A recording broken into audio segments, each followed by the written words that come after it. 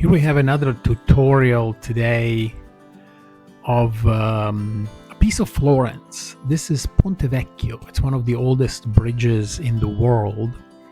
It survived World War II. All the bridges in Florence were destroyed in World War II, but Ponte Vecchio, the old bridge, was never destroyed.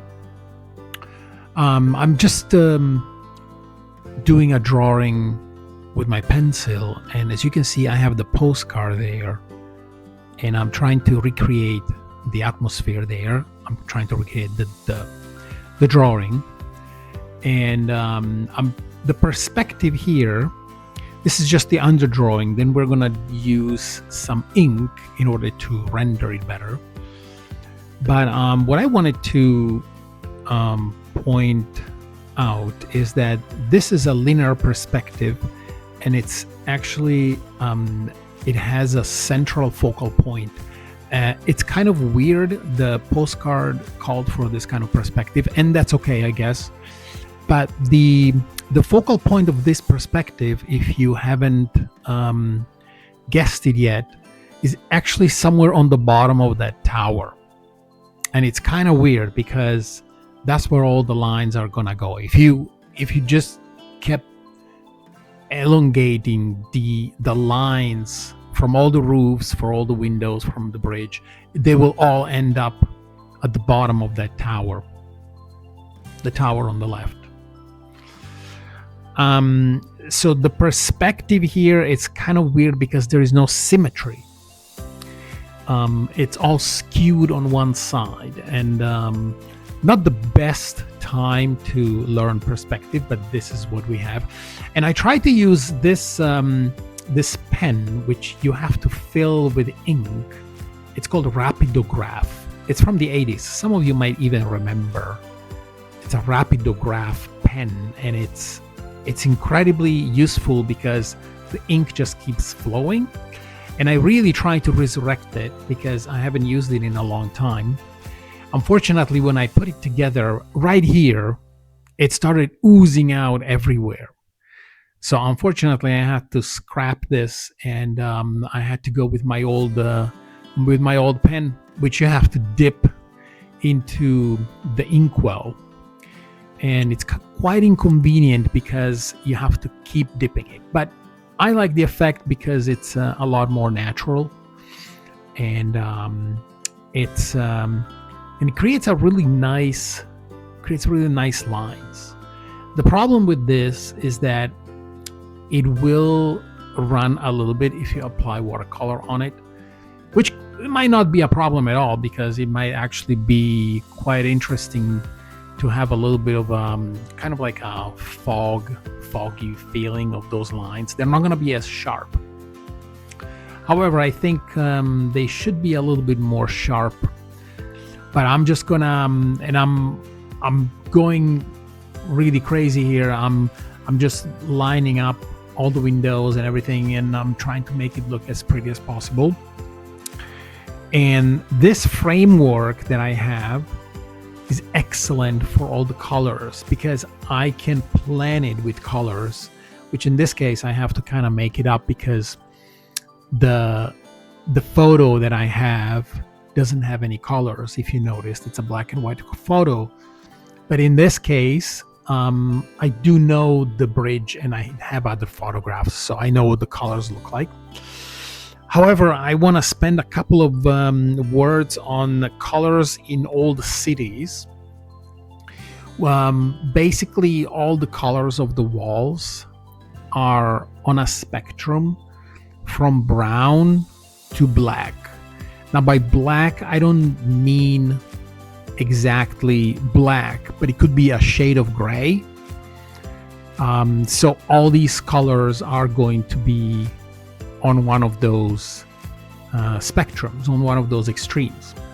I'm just putting some sky here, nothing major, just so I have some blue in the sky, and I'm leaving some clouds out. So at this stage, I'm just doing some basic washes, wet on dry. In this case, the paper is dry, and I'm doing some wet watercolor, and I'm working from light to dark, which is a technique in its own. And I'm just it's one of the golden rules of watercolors, and I'm mixing complementary colors and trying to make it look like they are all browns, but actually there is a lot more colors in there. I'm actually, like in this case, I use some black on the bottom to just darken it, but it's gonna get a lot more darker. So what I'm trying to do here is I'm trying to use burnt umber, and I keep adding layers, and I'm trying to point out here that it's gonna give it depth and dimension as I apply darker layers. Now the roofs are all gonna be the same, even though that's kind of a mistake. But most roofs in Italy, and especially in Tuscany, they are this color. It's called cotto, and I'm applying some more color. As you can see here, I'm basically playing a trick here, because this is a thing that happens every time you have an old building. The bottom of the building during daylight is going to be the darkest place. So as you can see, I kind of smudge like darker colors on the bottom, and then as you go up, everything is going to get lighter and the colors are going to be more vibrant and brilliant. I'm adding some more saturated pigment here so that so the darker colors are more visible, and I'm applying some darker colors on the bottom of the buildings, this especially works on a cold press paper, because saturated color really looks well on a cold press paper. And I'm using a damp and clean brush to remove some paint, like in this case. Sometimes I just want to blend it a little bit like this, and so that's a damp and clean brush. So I'm working up some colors and some details here. I'm still darkening everything from the bottom up, and the upper side of the painting is going to be the lightest one. The calligraphy pen really did a good job here, although it's already smudging. I can already see it. It's kind of the ink is running a little bit, and I'm trying to darken these areas so they can provide some visual weight, and the top areas are more ethereal, so there's going to be a nice contrast, and I wanted that so I can see where the light sides are and the dark side. Oh, there's a tree on the roof. They do have trees on the roof here. It's kind of a traditional thing in Florence and in other Italian cities. And I'm darkening the sides of the roofs that are on the bottom. So the bottom side of the roof, that's kind of a rule. That's going to be always darker. And I keep putting darker colors here, and I'm trying to make it more three-dimensional, which is exactly what those darker colors on the roofs are going to do. And I'm adding some detailing and some texturing. I'm adding some details. This is some kind of roof bar, and it's really there. And I'm just adding some shadows underneath the awnings. I also painted some people here, although there's always a lot of tourists, so I had to improvise and put some people there. The shutters on the Ponte Vecchio are absolutely green. This is the green that they are, and I think it's actually, there's a city ordinance that forbids from putting any other color on those shutters. And these are stakes. These are wooden stakes that support those little houses on the Ponte Vecchio.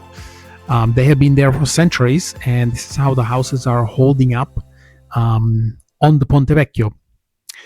And now I'm just detailing the windows Of course, everything in one window, if it's a really sharp daylight, it's going to be black because it's really dark. There is an exception. If the windows are way on the top, you can see a reflection of the sky, which is blue. That is quite it's quite rare. You have to have the right alignment of the day. The sun has to be aligned just right, and you can see the reflection of the sky. So the window is going to be blue on the top, and then as you go down, it's going to be darker. I'm adding some texturing here, layering. And these are two shops in Florence, Italy. And I'm just these last minutes, I'm going to finish everything. And then this is going to be done. It's probably going to go to an exhibition that I'm going to have in fall this year. And so these are the windows. I didn't do the effect of the blue on the top because we are way too high. You have to be like on the bottom of the building looking up, and that's when you can see those blue windows. But in this case, we're not low enough. So I think the painting is done. Thank you very much for watching, and I'll see you in my next creation.